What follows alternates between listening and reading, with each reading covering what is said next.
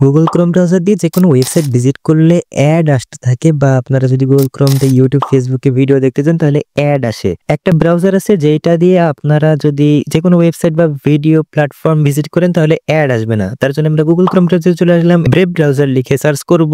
Brave browser install করব আমরা। আর এটা অ্যাড ফ্রি একটা ব্রাউজার। সো আমরা ব্রেভ ব্রাউজার এই ওয়েবসাইটে চলে যাব। এন্ড এখান থেকে আমরা সিম্পলি গেট ব্রেভ এখানে আমরা ক্লিক করে দেব। এন্ড কিছুক্ষণের ভিতরে ব্রেভ ব্রাউজারের সেটআপ ফাইল এখানে ডাউনলোড হবে। এই জায়গায় আমাদের আইডিএম এরকম ভাবে ডাউনলোড হচ্ছে। আপনাদের আইডিএম না থাকলে ব্রাউজারের কর্নারে ডাউনলোড হয়ে যাবে। ওপেন ফোল্ডার আর সেটআপ ফাইলকে আমরা সিম্পলি ডাবল ক্লিক করে রান করাই নেব। পারমিশন চাইলে ইয়েস করবেন। ইনস্টল হওয়া শুরু হয়ে গেছে। ইনস্টল হয়ে নিক তারপরে আপনাদেরকে দেখাই। এখানে দেখতে পাচ্ছেন ব্রেভ ব্রাউজার ইনস্টল হয়ে গেছে। এখানে দেখেন এটা নোটিফিকেশন আসছে, would you like to pin Brave to your taskbar. টাস্কবারে আমরা এটাকে এখন পিন করতে চাচ্ছি না, স্কিপ করি।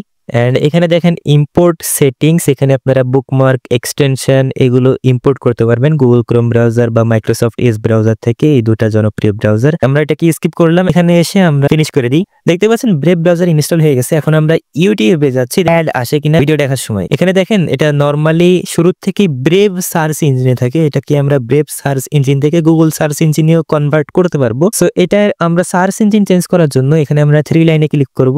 এখানে একটা এরর আসছে। আমাদের আইডিএম ইনস্টল করা রয়েছে সেজন্য আইডিএম এর এক্সটেনশনের এরর আসছিল। ওকে, এখন ঠিক হয়ে গেছে। এখানে আমরা 3 লাইনে ক্লিক করব এন্ড একটু স্ক্রল করে নিচে আসব। এখান থেকে আমরা সেটিংসে চলে যাব। সেটিংসে আসার পরে এখান থেকে সার্চ ইঞ্জিন, এখানে সার্চ ইঞ্জিনে আমরা ক্লিক করে দেব। এন্ড এই পাশে দেখেন এই যে সার্চ ইঞ্জিন রয়েছে ব্রেভ, আমরা এখানে চেঞ্জে ক্লিক করব। এখান থেকে গুগল আমরা সিলেক্ট করে নেব। আরো দেখতে পাচ্ছেন ডাকডাকগো বেশ কয়েকটা সার্চ ইঞ্জিন রয়েছে, আমরা গুগলটাকে সিলেক্ট করে নেব। দেখতে পাচ্ছেন এখন কিন্তু গুগল সার্চ ইঞ্জিন সিলেক্ট হয়ে গেছে। এটাকে আমরা গুগল সার্চ ইঞ্জিন করে দিই। এখন যদি আমরা যে কোনো কিছু সার্চ দিই তাহলে গুগল সার্চ ইঞ্জিন চলে আসবে। এখন যদি আমরা ব্রেভ ব্রাউজারটাকে আবার ওপেন করি এন্ড এখন কিন্তু আমরা গুগল সার্চ ইঞ্জিনটা এর ভিতরে পেয়ে যাচ্ছি। আমরা যদি কিছু একটা সার্চ করি এখানে দেখতে পাচ্ছেন এটা কিন্তু গুগলের সার্চ ইঞ্জিনে চলে আসছে। Brave shields blocks two trackers on google.com।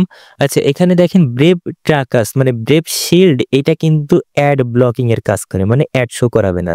আমরা আমাদের চ্যানেলটাকে ওপেন করে নিলাম। এখন যদি আমরা ভিডিও অ্যাডটা চালু করি এখানে দেখতে পাচ্ছেন ভিডিওতে কিন্তু কোনো অ্যাড আসছে না।